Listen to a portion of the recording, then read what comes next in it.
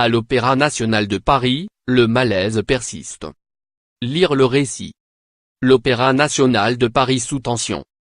Sous le choc de la fuite de ce sondage de 179 pages et 130 questions auxquelles ont répondu 108 interprètes sur les 154 que compte l'équipe, une réunion extraordinaire du ballet s'est déroulée mercredi 18 avril. Une confrontation apparemment orageuse qui s'est conclue par un vote des 130 danseurs présents. À une très large majorité, à l'exception de 2 votes contre et 2 abstentions moins, les interprètes ont chargé Hervan Leroux, délégué syndical central CGT du ballet, de prendre les choses en main et de régler l'affaire au plus près des intérêts de tous les danseurs. Interrogé par Le Monde, Hervan Leroux, par ailleurs danseur dans le corps de ballet, tient d'abord à reprendre quelques points ultra-sensibles de ce dossier explosif.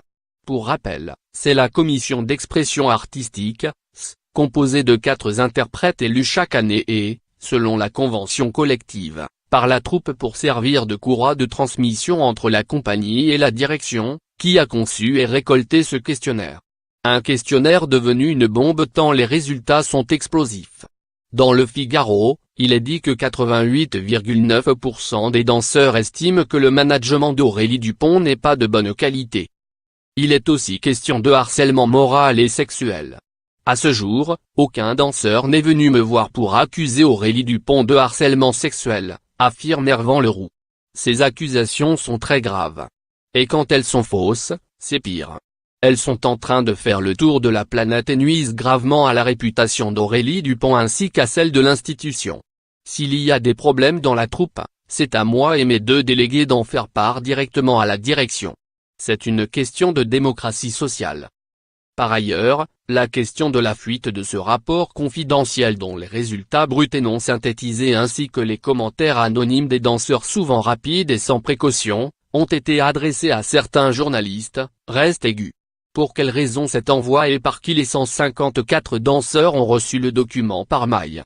Un des points sensibles, suite à cette réunion, c'est que je n'ai toujours pas récupéré les codes informatiques du sondage originel qu'on devait me faire parvenir, explique M. Leroux. J'ai reçu le rapport, comme tous les autres interprètes, mercredi 11 avril, et je ne pense pas qu'il ait été manipulé.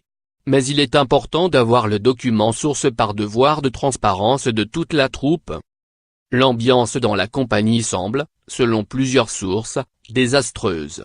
Est-ce alors que les représentations de Roméo et Juliette, chorégraphiées par Sacha Waltz, sont à l'affiche jusqu'au 4 mai de l'Opéra Bastille? Certains interprètes évoquent des règlements de compte avec la direction, des haines personnelles extrêmement violentes, une machination scandaleuse. Toute cette histoire est humainement dramatique, ajoute Hervan Leroux. Certains danseurs ont même honte d'être à l'Opéra national de Paris. Ceux qui ont répondu à ce sondage qui garantissait l'anonymat l'ont fait en toute bonne foi et en confiance. Tout le monde regarde son collègue de travers en se demandant qui a pu agir de cette façon. Selon les témoignages collectés, tous anonymes, par Le Monde, il est clair que des problèmes de fond existent. Qu'ils remontent bien au-delà d'Aurélie Dupont paraît aussi évident. Le harcèlement moral semble systémique à l'Opéra de Paris. Il est clair qu'on doit faire évoluer l'organisation du travail dans la compagnie depuis le rythme des répétitions jusqu'à la durée de la pause déjeuner, commente Hervan Leroux. Je travaillais sur ce gros dossier depuis presque 3 ans. Il y a plus de 40 ans que ce fonctionnement n'a pas été discuté. Les négociations étaient bien avancées. Je ne sais plus aujourd'hui comment on va progresser. Le renouvellement générationnel d'une troupe, où la moyenne d'âge est actuellement de 25 ans, entraîne de nouveaux modes de pensée, de relations entre les gens et de travail.